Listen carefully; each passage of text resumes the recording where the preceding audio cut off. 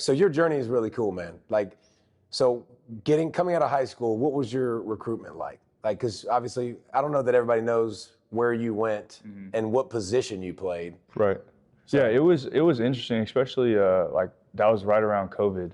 So, none of us got to take any visits, and it was real weird trying to, get to know coaches and figure out, where you want to be. But I played quarterback in high school, and so I was getting recruited as a quarterback, and then kind of turned out to be half my offers were quarterback, half my offers were linebacker. And so I still thought I had some quarterback in me. so you wanted to play quarterback? I did. I wanted to play quarterback, and so I went to the University of Virginia and went out there for Bronco Mendenhall and played quarterback, and ended up being a gadget player and playing all over the field on offense. And it was And how did you get to Tech? Because I think a lot of people are like, oh, he just transferred to Tech and started making plays. Yeah.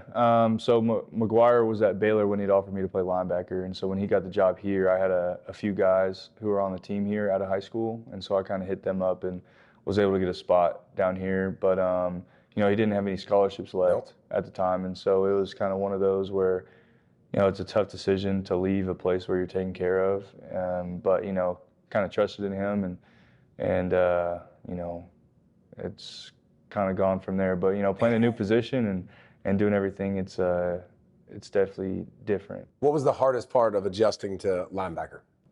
I think just being physical in practice. I think because you usually wear a multicolored jersey, you're not allowed. Yeah. You're not allowed to hit. Yeah. So as a quarterback, nobody's ever touching you in practice, and it's cardinal sin to even get close to the quarterback. And so I had never really experienced that in practice. Games are games where you're going to be physical, but just hitting in Indy and then in every team period and stuff, you got to really get used to using your hands and you got to do a lot of neck workouts.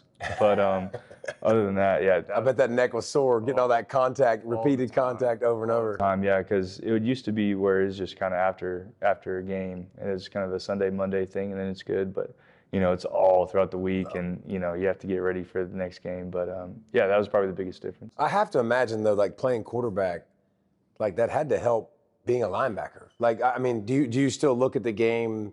Obviously, you've transitioned, you've done it enough, but like you have more intel on QBs than most defensive players. Like most of us are just big dumb animals. The ball moves, we go get it. Like you have the thought process of a quarterback because you know what they try to do to you. So how does that help you? Yeah, I think it helps me with just knowing where to attack defenses and want to kind of where like the no cover zones are.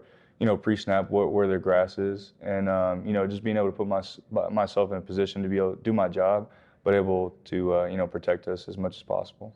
When you look at this squad this year, man, like bringing in all the new guys, like how did y'all get to know each other? You got a new DC, you got new guys all over the place. Like how did everybody come together, and how did y'all become a team? Yeah, I think the first thing was we got really great people. And so, like, obviously they're really good football players, but, they came in not wanting to be, just here for a year and gone. They wanted to be a part of something special and a part of a family. And, they bought in as soon as they got here. And everything was new. I mean, we had a new facility. We had, new coaching staff, new everything. And so we're all kind of, started from, phase one together. And so I think that really helped. But then, we did a lot of stuff, whether it was in the weight room in the off season, switching up groups that we work out with to get to know guys. And then, Coach McGuire does a great job with wanting us to meet with each other. And so, like individually? Yeah. Or we would go out as groups, like 10 or 15 guys every Wednesday, and we go to a different, breakfast spot in Lubbock. And so the whole team would go out, but like, you're, rotating between 10 to 15 guys every time. So you're getting to meet guys and, learn things outside of football about them. And I think that was something that really helped us was, just getting to know everybody off the field. And figuring it out that way, because obviously we have great football players that came in and we're going to make a difference right away. But it means more when you know so much about their family and where they came from.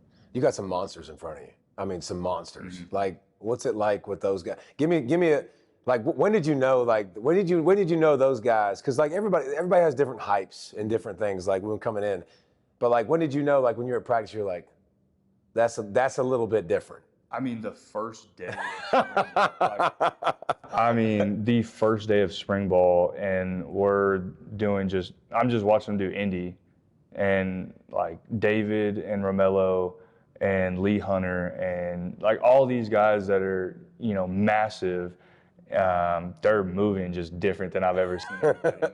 Getting off the ball a little faster. I mean, I know David came a little later in the spring. Yep. And so, the first practice that I got to see him, like I had never seen two guys close the pocket as fast as David Romello had. And it was just one of those, my mouth has dropped to the ground and I'm just, super excited to be able to play. I mean, it makes everybody's job easier. And, when you only have to rush 4 and you can still get there and you're confident in getting there with, in a timely manner, I mean, you can do so much in the back end that'll help. And, they're incredible. And Have you seen them do anything that you're just like, how the heck did you do that?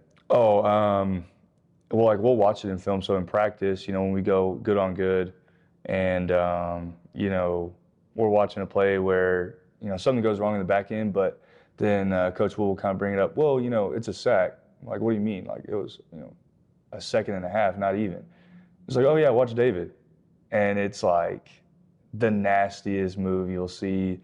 And he's just lightning fast. And same thing with, Romello. Those guys are so good and they work so well off of each other that it's not fair. It really isn't. I saw David beat a double team with 2 different moves and a spin. Like he hit him with one move and then a spin move off it. I'm like, that's not human. Like that's so much fun. Like the way he strings moves together. All right, so we've talked all this time and we haven't talked about punching a football out. Like, all right, so I played a long time ago, but that's not something that we ever did. But then you see Peanut Tillman in the NFL. I don't know if you know who he is from the Bears. Okay, like how did this come about? Do y'all work on this? Like, what? Tell me about your punch. Yeah, definitely. So if you walk around the facility, you'll see like we have posts that are nailed to the ground that have a screwed-in football on them. And so we're walking around and we're punching it, every time we come in and out of a door. And it's something we think about. McGuire sends us a text every day as a defense, and whether it's, Peanut Tillman punching another ball out or, somebody intercepting the ball, but, that's why we call it takeaways, not turnovers. And so you're always learning how to take the ball away. And it really just kind of depends on kind of your angle that you come in at, whether you want to rip or punch. But so most of the time I find it easier if you just, punch at it while you're tackling. It makes it, a lot easier. You don't even, like, it's funny because the more I continue to watch it is you don't have to hit the ball. Like, you don't have to perfectly hit the ball. Yeah. Like, hitting arms and, like, the ball, it still seems to come out if you do it violent enough, I guess, with the right timing. Is that the thing? Yeah, timing's a big thing, and kind of how you strike. It's the same thing if you want to strike with your same foot, with your power foot in the ground. And so kind of that power foot in the ground and then it leads up through the ground and, you get a good punch on it, you have a chance. All right, Coach McGuire seems. Well, actually, no, what you said it. Strike. You said strike. So you struck a pose this past week. What led to that? Yeah, I feel like everybody, especially that week, had been talking about it. We had all these tents set up here for game day, and Raiderville was wild, and they were all just chanting Heisman. And I was kind of messing with my linebacker buddies that, if I do something, that is worthy of hitting the pose, then I'll do it. And sure enough, I got. Lee and David, I'm so thankful they didn't get a sack on that play.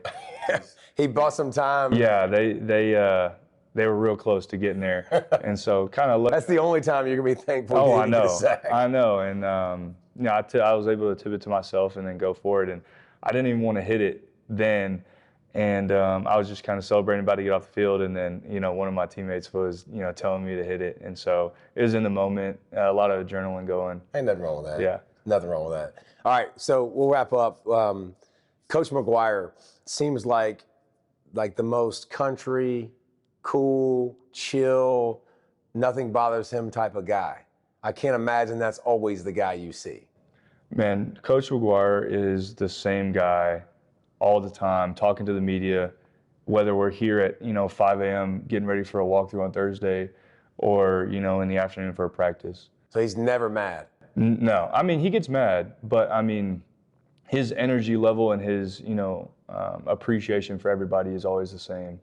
And so whether it's the first time meeting him or the 100th time meeting him, he's gonna, get to see you the same way and be excited to see you and, real appreciative to get to meet you. And he's the best I've ever been around, and he's the most consistent that I've ever been around.